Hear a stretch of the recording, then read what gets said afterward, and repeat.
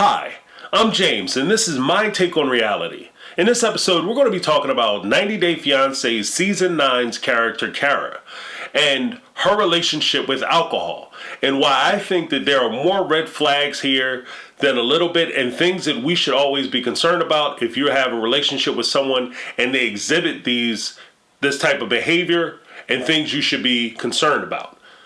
Now, before we get started, I would ask that if you get anything from the videos, or if you enjoy watching the videos, that you at least consider subscribing to the channel, that you share the videos, like them, and try to leave your take down below, because I do my best to try to respond to everybody and reply to everybody, just because I like to see what your take is and what your perspective is on how things are developing, and maybe some of the subject matters in which I cover during the course of the channel. All right, let's get it. Now, Kara is a 29-year-old woman who's from Virginia, and she describes herself as the ultimate party girl. Now, this is a badge of honor that she's very proud in carrying, and one of the mantles that she uses to try to explain that she's an outgoing person who likes to have a good time. And I myself consider myself the life of a lot of parties. I go out and I have a great time. The very subtle difference is that as I describe or listen to her talk about her relationship with alcohol, is completely different from mine. The way I see alcohol, just so that we have a baseline. When I go out to have a good time, if there's alcohol present, I can take it or leave it. It doesn't really affect how I act or how I behave or how I approach the evening. I'm a very social person, just naturally, so I can walk up stone sober in the middle of a supermarket and have a 20-minute to an hour conversation with a complete stranger, just on the fact that I'm there and they're there. I don't need alcohol to do that. And when I go out, typically alcohol, even if it is a part of my evening, is not the purpose for me going out.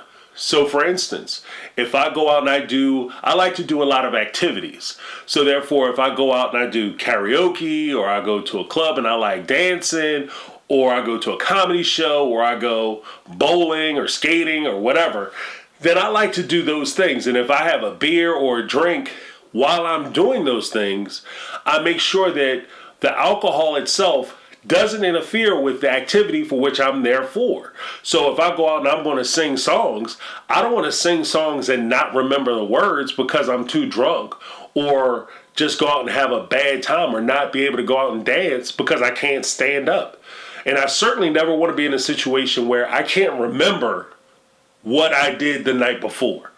To me, that is one of the most horrifying situations that I could possibly find myself in. You don't know what you did. You don't know who you did what with.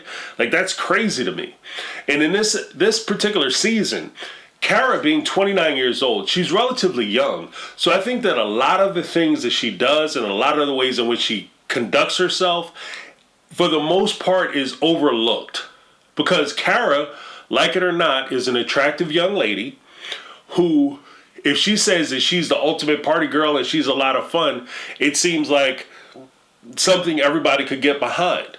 People will look at that and say, wow, who doesn't want to hang out with an attractive young lady who likes to have a lot of fun? She seems like the kind of person that I want to have a good time with. Blah, blah, blah, blah, blah. And that is true. But those factors a lot of time cover and conceal a bigger issue. If we stripped away how she looked, we stripped away her age, and we stripped away her personality, and we looked sincerely at the things that she says, and not only how she describes herself, but how those around her describes her behavior and the situation for which they find themselves in when dealing with her, then we start to see a very different picture.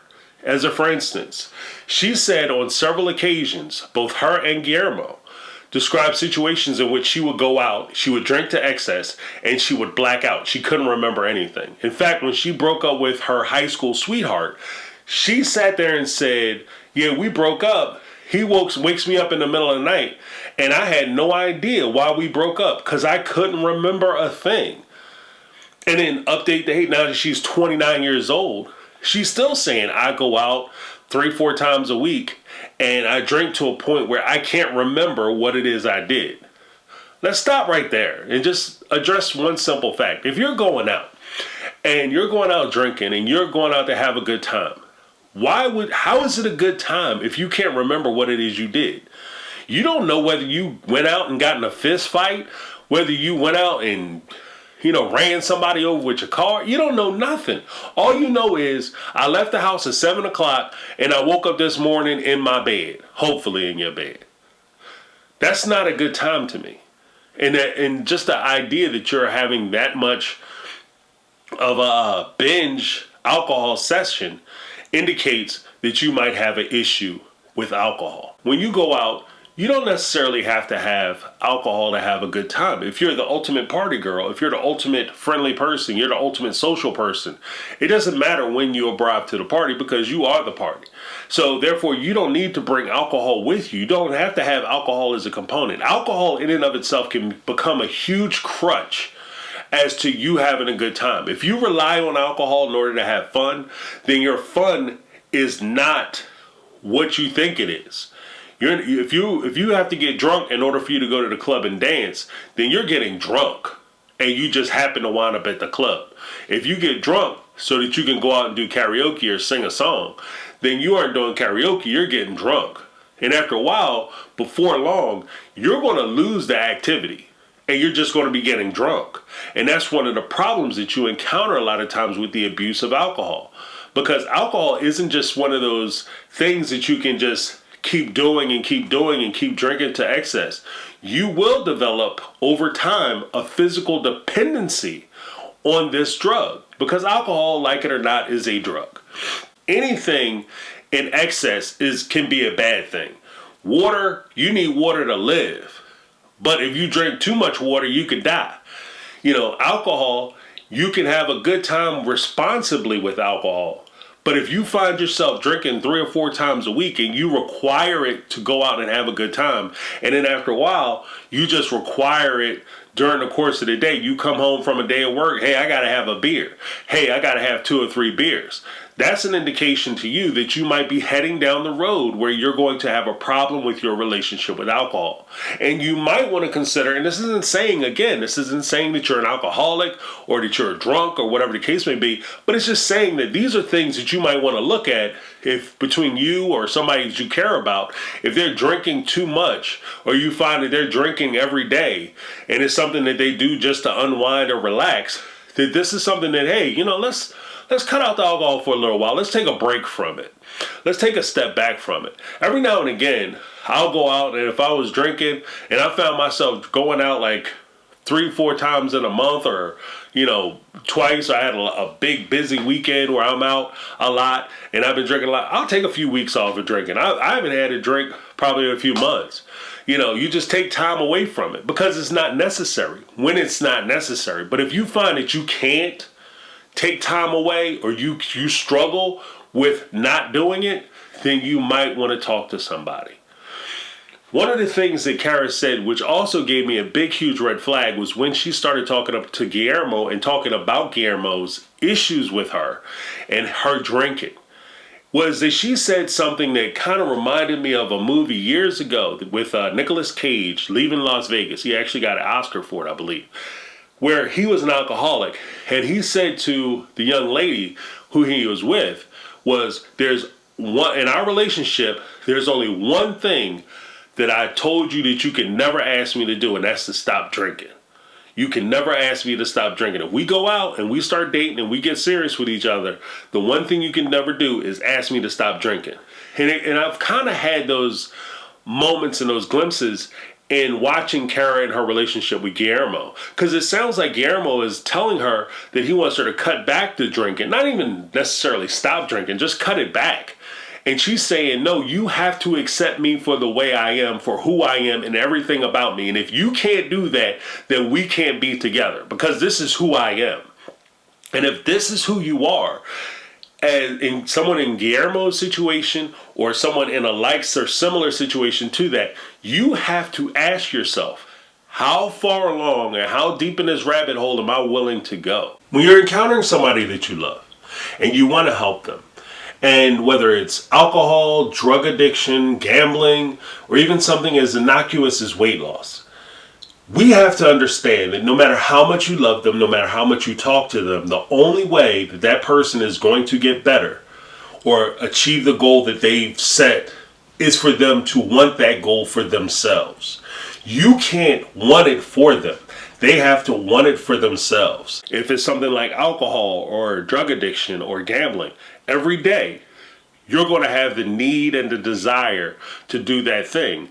And every day you, as a person who's suffering from it, has to make the decision for yourself that this is something that you don't want to do. This is activities that you no longer want to participate in.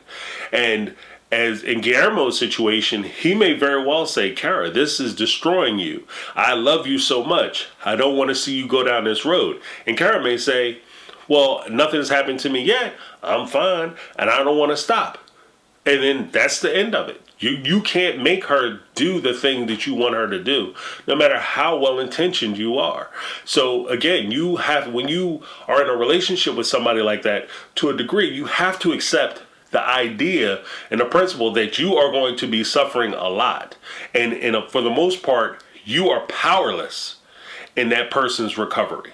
So one of the other red flags that I noticed when talking about Kara's relationship with alcohol was apparently they were having a lot more fights with regard to her use of alcohol.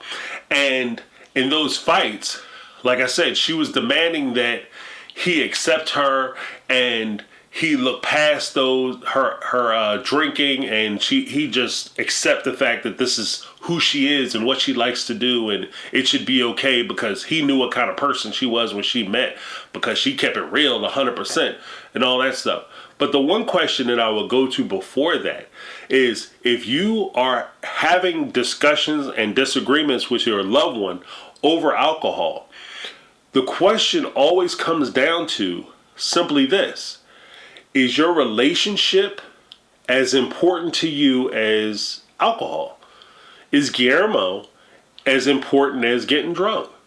Guillermo says he has a problem with it. So should you no longer date Guillermo because you have to go out and get drunk? And this is who you are, and this is how you have a good time, and you're unwilling to give that up? The last thing I want to talk about is Kara's friends. For the most part, one of the things that I noticed about a lot of Kara's friends, Kara has a lot of enablers around her. She has people that encourage her to do things that might be destructive towards her. And again, I don't know her, I don't know her friends, I don't know none of these people. But I just know for me that a lot of times you'll have people who will sit there and understand that you need to stop doing something. Like a person, like I said, even just those simple weight loss stuff. You'll have somebody who is clearly morbidly obese. You know that they have high blood pressure. You know that they have sugar diabetes. You know that they have heart conditions and heart failure. You know that they have all this stuff going on, but yet and still, you'll sit there and encourage them to have hamburgers, hot dogs, eat cookies, cakes, and ice cream, and you'll bring it to them, and pizzas and everything else. You'll order them food and all that. And at that point, you no longer just become their friend, but you are now an enabler. You're basically killing them one spoon at a time.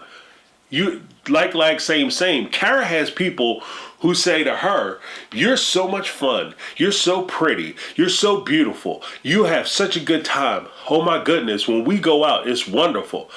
They encourage her to continue this. Even though when Kara comes out and says, hey, this activity is destroying my relationship. I'm happy with Guillermo. I love Guillermo. He's the guy I want to spend the rest of my life with. He's the guy who is my future. And they say, oh, screw him because you have a good time. He should have known who he was getting with, girl. Like, they're not your friend.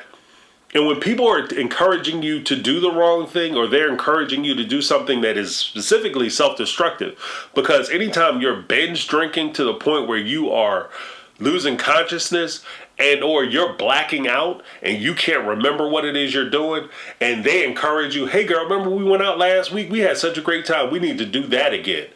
That person is not your friend. No friend wants to see their friend get into a situation that they can't handle or they can't get out of. If you're so drunk that you're blacking out, anything could happen to you. There's safety concerns, especially being an attractive young lady going out to bars and things.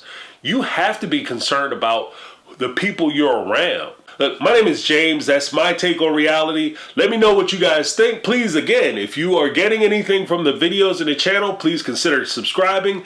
Hit the like, share, and definitely leave your take down below. All right? I'm James. This is my take, and I'm out. 'Cause I've been living